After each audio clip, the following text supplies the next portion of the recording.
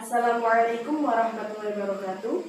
Salam sejahtera bagi kita semua. Salam Om Swastiastu, Namo Buddhaya, Salam Kebajikan.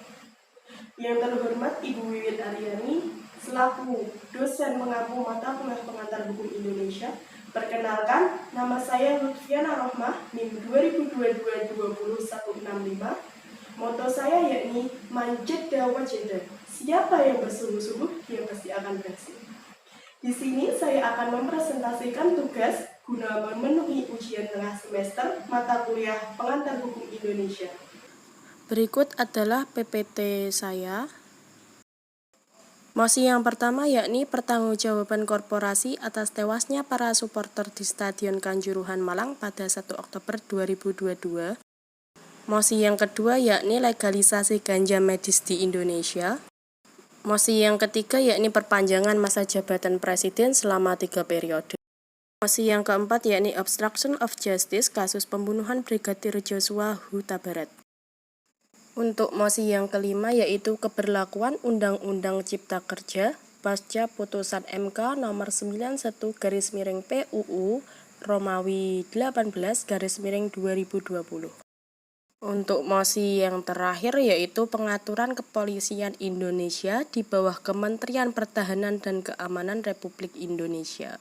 Yang pertama yaitu pertanggungjawaban korporasi atas tewasnya para supporter di Stadion Kanjuruhan Malang pada 1 Oktober 2020.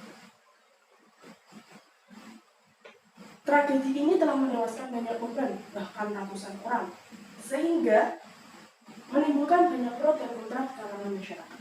Argumen pro saya yakni peristiwa ini diharapkan tidak terjadi kembali, sehingga perlu adanya tanggung jawab oleh pihak-pihak yang terkait untuk mengusut tuntas semua penyebab ataupun setiap unsur penyebab atas kerusuhan ini, dan diharapkan untuk memberikan santunan kepada keluarga korban.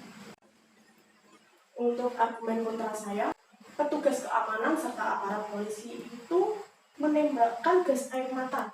Itu berarti menunjukkan bahwa lemahnya pengawasan dan penyelenggaraan di pertandingan tersebut karena telah menyalahi aturan FIFA. Mengapa aparat polisi melakukan hal tersebut? Karena banyak para supporter yang melakukan aksi turun ke lapangan karena merasa kecewa atas kekalahan tim Arema. Untuk mosi yang kedua yaitu legalisasi ganja medis di Indonesia. Argumen pro saya tentang mosi ini, pemanfaatan ganja dimungkinkan dalam medis, dalam syariat Islam, asalkan pemanfaatan itu sebagai upaya terakhir dalam menyelamatkan nyawa dengan menghilangkan segala keburukan yang ada dalam ganja tersebut. Bagaimana cara menghilangkan keburukan itu? Keburukan itu dihilangkan dengan cara riset dan penelitian. Jangan sampai riset dan penelitian ini menjadi pintu masuk adanya penyalahgunaan seperti yang ditakutkan. Argumen kontra saya tentang mosi ini yaitu dengan menyebar luasnya atau pemanfaatan narkotika yang semakin meluas memungkinkan untuk adanya perubahan peraturan perundang-undangan, sehingga dalam syariat Islam hal ini dilarang karena pemakaian zat adiktif yang terus-menerus akan merusak akal manusia sehingga ganja itu diharamkan. Untuk mosi yang ketiga yaitu perpanjangan masa jabatan presiden selama 3 periode. Pendapat pro saya tentang mosi ini lebih baik. Karena apa? Karena memerlukan lebih banyak waktu untuk memulihkan ekonomi yang ada di negara kita. Dan presiden dapat mengimplementasikan agenda yang telah dirancang sejak awal yang belum terwujud, sehingga dapat mewujudkan agenda tersebut. Pendapat kontra saya tentang mosi ini yaitu kita sebagai warga negara itu wajib untuk menjaga dan menaati konstitusi yang ada. Sedangkan masa perpanjangan presiden selama 3 periode itu telah melanggar konstitusi yang ada. Jika memang benar terjadi, maka diperlukan upaya yang tidak mudah untuk melakukan amandemen terhadap UUD Negara Republik Indonesia 1945. Untuk mosi yang keempat yaitu obstruction of justice kasus pembunuhan Brigadir Joshua. Pendapat pro saya mengenai mosi ini yaitu Verdi Sambo mudah untuk memerintahkan anak buahnya dengan melokalisir bukti-bukti yang ada serta mengamankan tempat kejadian perkara di Duren 3 dan Saguling 3, Jakarta Selatan. Untuk pendapat kontra saya mengenai kasus ini yaitu istilah obstruction of justice itu tidak ditemukan di dalam KUHP, tetapi dalam kasus ini istilah tersebut muncul berdasarkan saksi yang biasa disebut Acai. Dia mengungkapkan bahwa CCTV yang mengarah ke rumah Verdi Sambo itu telah diganti DVR-nya dan rekaman yang asli telah dimanipulasi oleh Verdi Sambo. Untuk masih kelima yaitu keberlakuan UU Cipta Kerja pasca putusan MK. Pendapat kalau saya tentang masih ini yaitu UU Cipta Kerja itu lebih efektif.